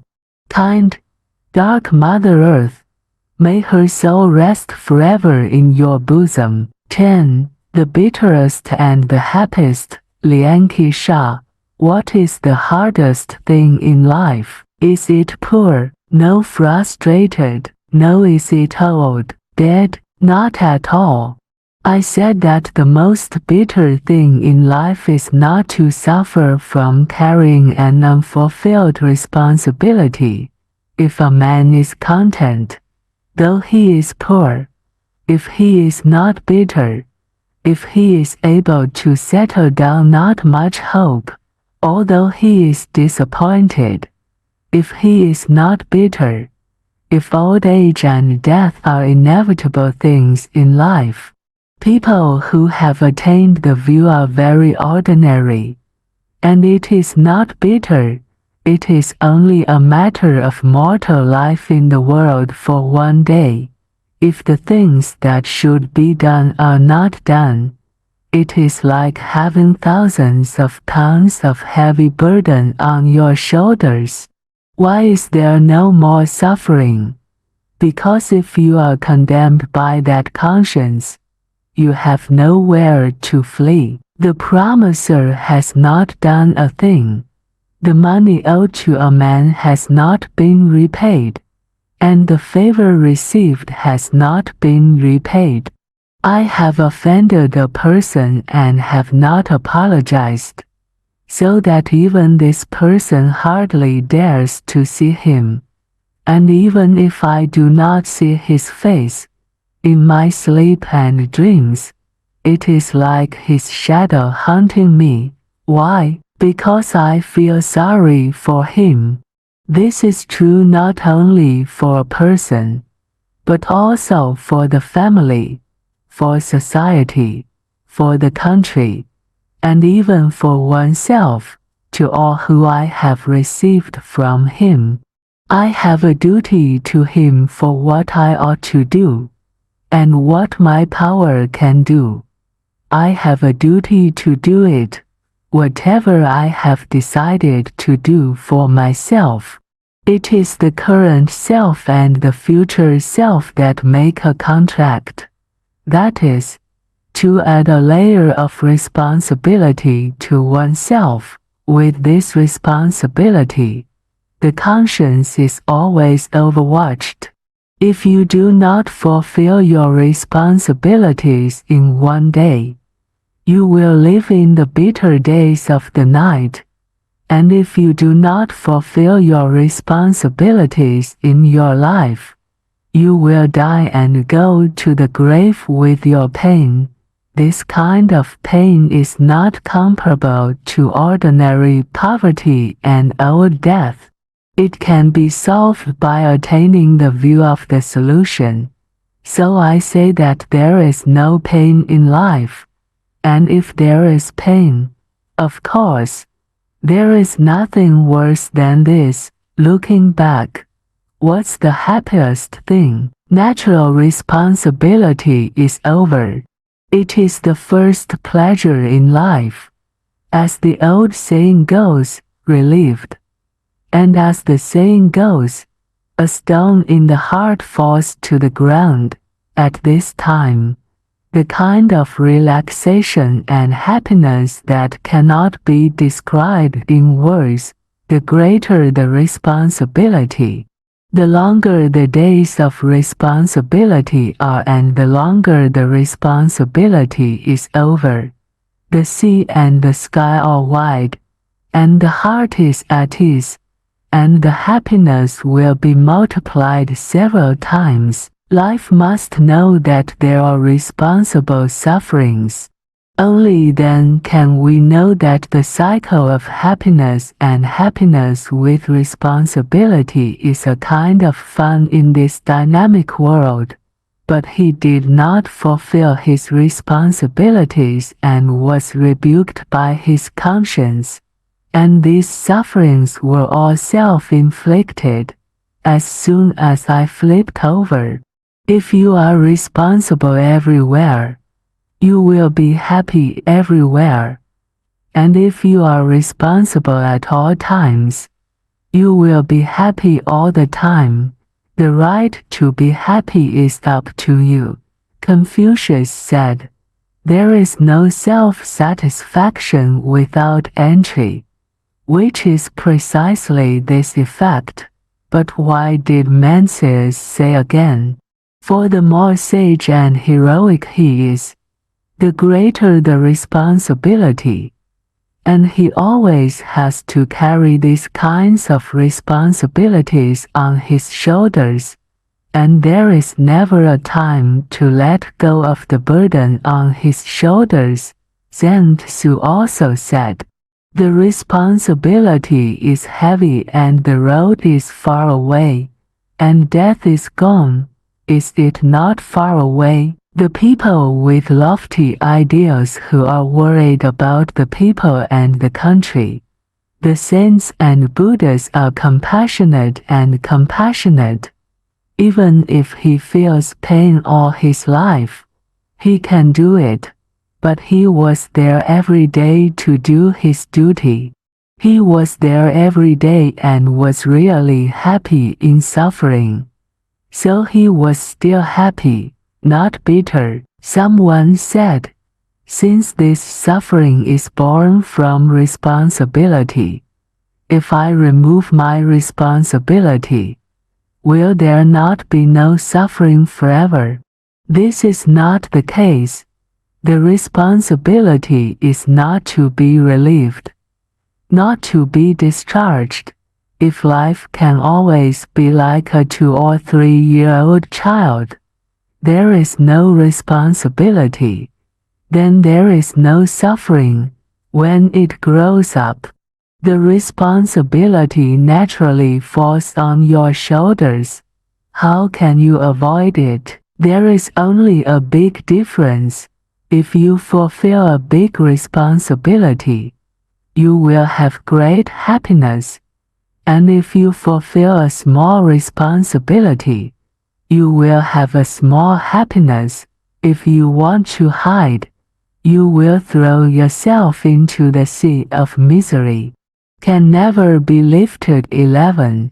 If life deceives you, Pushkin. If life deceives you, don't be sad, don't be anxious. Coming a gloomy day, believe it. Happy days will come. The heart is always yearning for the future. Now it's often melancholy. Everything is fleeting. Everything will pass, and what passes will become a kind nostalgia. 12. The Great Tragedy. Zweig. On January 16, 1912, Scott and his party set off early in the morning and set off earlier than usual, in order to see the incomparably beautiful secret earlier. I anxiously got them out of my sleeping bag early. By noon, the 5 persevering men had covered 14 kilometers. They walked enthusiastically on the deserted white snowfields, because it was no longer possible to reach their destination, and the decisive deeds for humanity were almost complete. But suddenly, one of his companions, Powers, became uneasy. His eyes were fixed on a small black dot in the endless snow. He did not dare to express his conjectures. Someone may have set up a signpost here, but now everyone else has thought of it horribly. Their hearts trembled, but they just tried to comfort themselves as much as possible, just as Robinson tried to see the footprints of strangers on a desert island as his own. They already knew in their hearts. The Norwegians, led by Amundsen, had already been here before them, and it wasn't long before they found a ski pole in the snow with a black flag tied to it, surrounded by remnants of others having set foot in the camp, traces of skis and tracks of many dogs. In the face of this harsh truth, there is no need to doubt it. Amundsen has set up camp here, the South Pole of the Earth, which has not been visited by people for thousands of years, or has never been seen by the world since ancient times, has been discovered in a very short period of time, that is, twice in a month. This is the most incredible thing in human history that has never been heard of, and they were precisely the second group to arrive, who were only a month late, although millions of months have passed in the past. But now the month that was late seemed too late, and too late for humans. The first one to arrive had everything, and the second one was nothing. All efforts were in vain. The hope of weeks, months, and years of hard work seems ridiculous, and it can be described as madness. After a lot of hardships, endless pain and troubles, sleeping in the open air, what is it all for? It's not for these dreams. But now it's all over, Scott wrote in his diary. Tears welled up in their eyes. Despite their exhaustion, they couldn't sleep that night.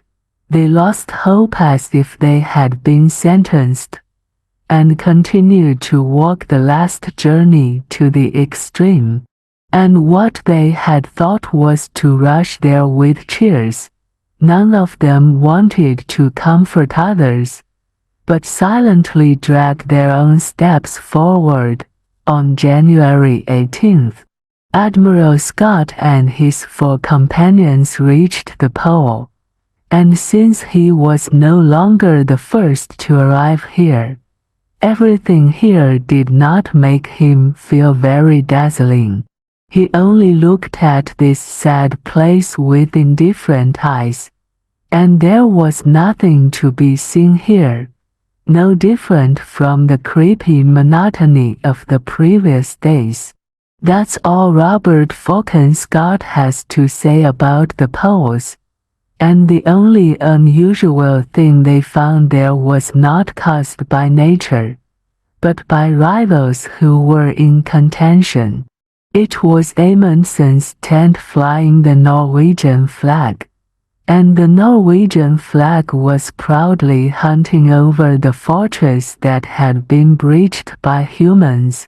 Its occupants also left a letter here, waiting for the arrival of this unknown second number. He believed that this second number would surely follow him, so he asked him to bring the letter to King Haakon of Norway. Scott accepted the task, and he was to faithfully carry out this most ruthless duty, to testify before the world about the accomplishments of another man. And this is exactly what he himself is passionate about, and they are unhappy to plant the British flag next to Amundsen's victory banner, a belated flag of the United Kingdom, and left the place that had failed their ambitions. A bitter cold wind blew behind them, with foreboding. Scott wrote in his diary, "The way back made me feel very terrible.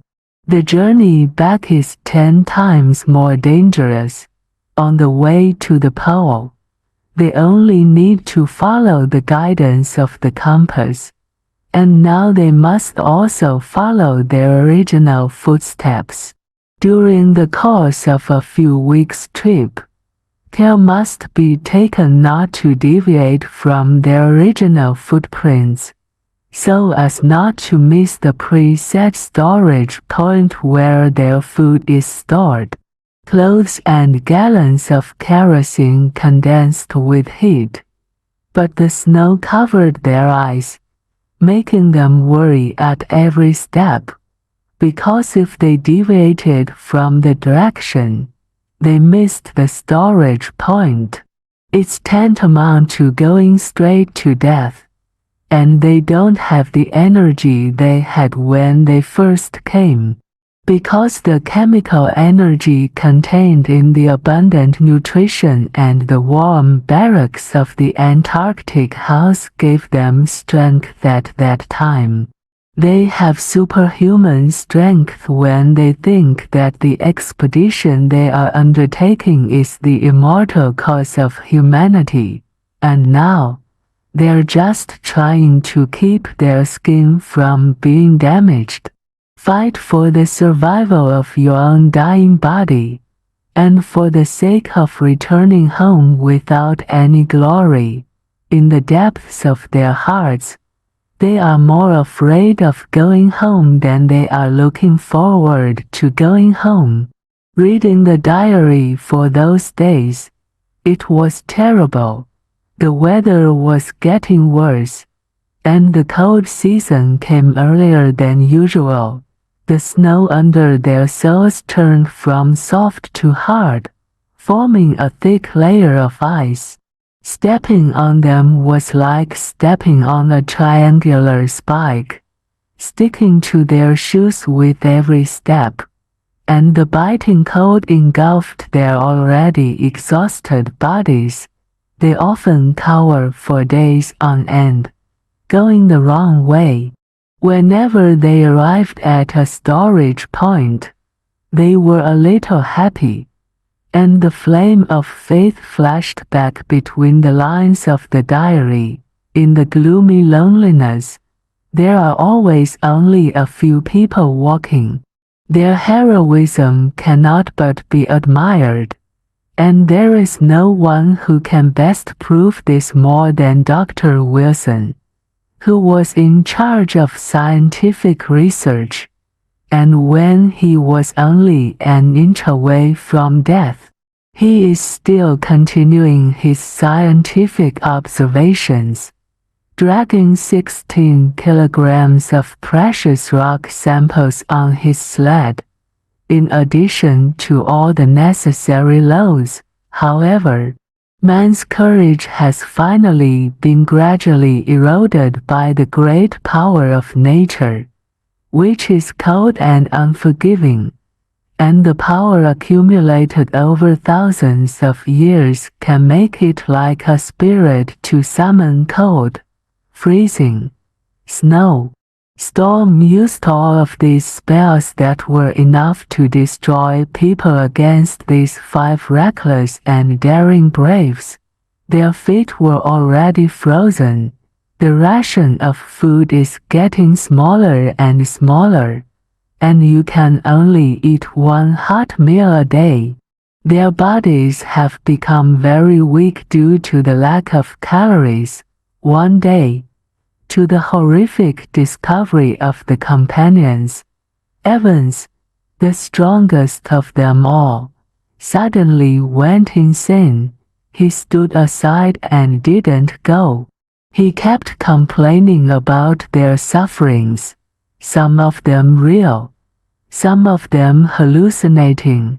From his incoherent words, they finally understood what to do to this miserable man who has gone mad because of a fall or because of great pain. Abandon him on this lifeless ice field. No, but on the other hand, again, they must rush to the next storage point without hesitation.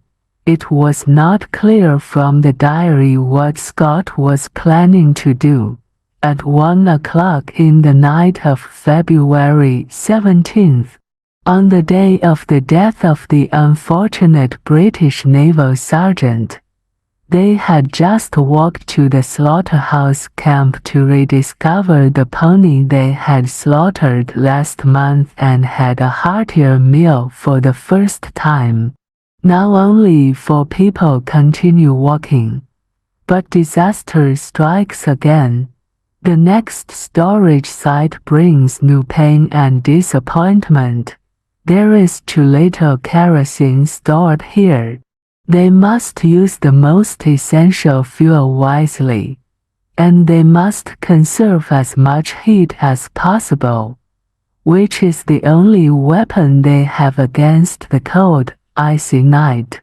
Surrounded by a howling blizzard, they timidly opened their eyes and could not sleep, and they barely had the strength to turn the soles of their felt shoes over, but they must keep dragging their bodies on.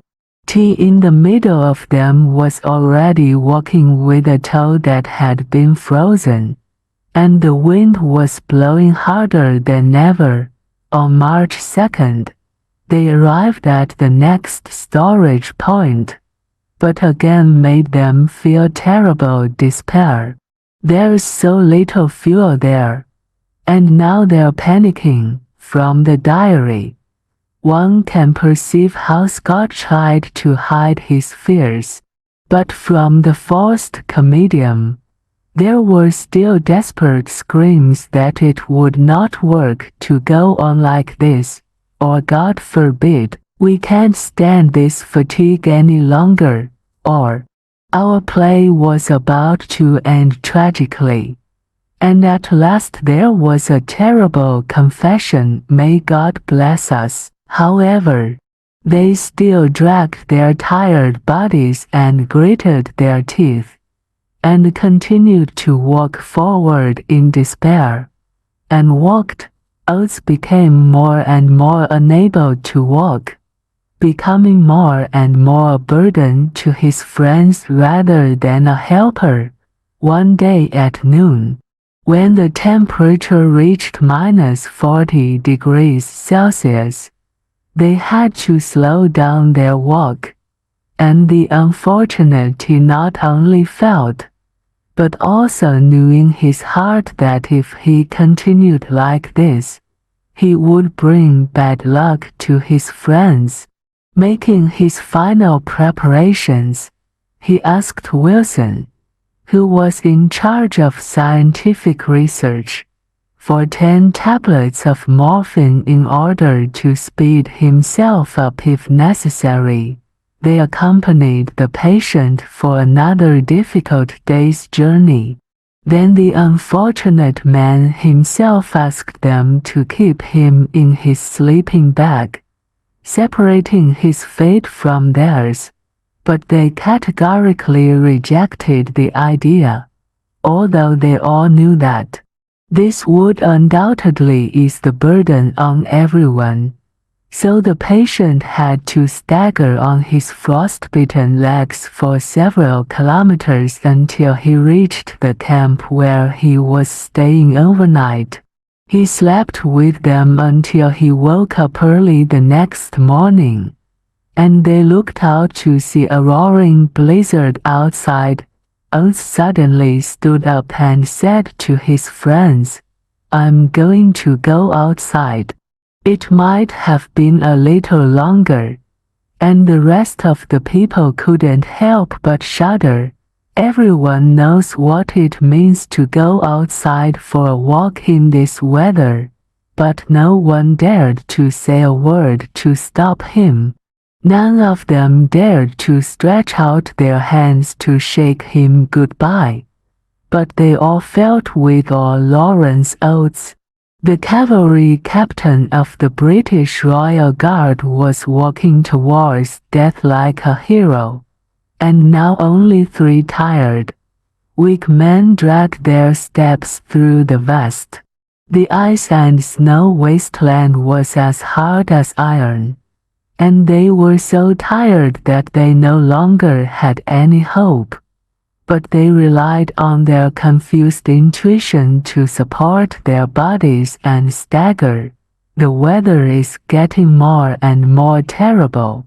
At every storage point they were greeted by a new despair, as if deliberately playing tricks on them, leaving only a small amount of kerosene, that is, heat, on 21 March. They were only 20 kilometers away from their next storage site, but the blizzard blew so fiercely that it seemed to kill them, and they couldn't leave the tent. Every night they hoped to reach their destination the next day, but the next day, in addition to eating one day's rations, one can only pin hope on the second tomorrow. They had run out of fuel, and the thermometer was pointing at -40 degrees Celsius. Any hope is dashed. They now have to choose between 2 ways to die: starve to death or freeze to death, surrounded by a white primeval world. 3 men struggled against their doomed death for 8 days in a small tent. On March 29th, knowing that no miracle would ever save them again, they decided not to walk towards doom, but to proudly wait for death in their tents. No matter what kind of pain they had to endure, they climbed into their sleeping bags, but they never lamented to the world the suffering they had endured. A ferocious blizzard attacked the thin tent like a madman, and death was creeping in, and at such moments, Admiral Scott recalled everything that had to do with him, because it is only in this extreme silence that has never been broken by the voice of a human voice that he will be tragically aware of his intimate friendship with his motherland and for all mankind. But in this snowy desert, There is only a mirage in the heart, which summons the images of all those who have been associated with him through love, loyalty, and friendship, to whom he leaves words. Admiral Scott wrote letters to all the people he loved with his frozen fingers as he was dying. Admiral Scott's diary was kept until the last breath of his life. Remember, until his fingers were completely frozen, and the pen slid off his stiff hand, he hoped that in the future someone would find these diaries next to his body, which would prove his courage and that of the British nation. It was this hope that allowed him to write the diary with superhuman perseverance until the last moment, a wish that he wrote with his already frostbitten fingers. Please send this diary to my wife. But he then sadly and resolutely crossed out the words my wife and added the terrible my widow to them. The friends who lived in the wooden houses on the base waited for weeks, at first with confidence, then with some apprehension, and finally with more and more restlessness. Twice they sent rescue teams to pick them up, but bad weather kept them back until the arrival of spring in Antarctica. And on October 29th, an expedition set out to at least find the bodies of the heroes. When they arrived at the tent on November 12th, they found the bodies of the heroes frozen in their sleeping bags, and the dead Scott was still holding Wilson like a brother. They found the letters and documents, and a stone tomb was built for the heroes who died tragically, and a simple black cross was erected on top of the tomb covered with snow, in the National Church of England. The king knelt down to pay tribute to these heroes. Although a man destroys himself in the struggle against invincible doom, his soul is incomparably nobler. All this is the greatest tragedy of all times.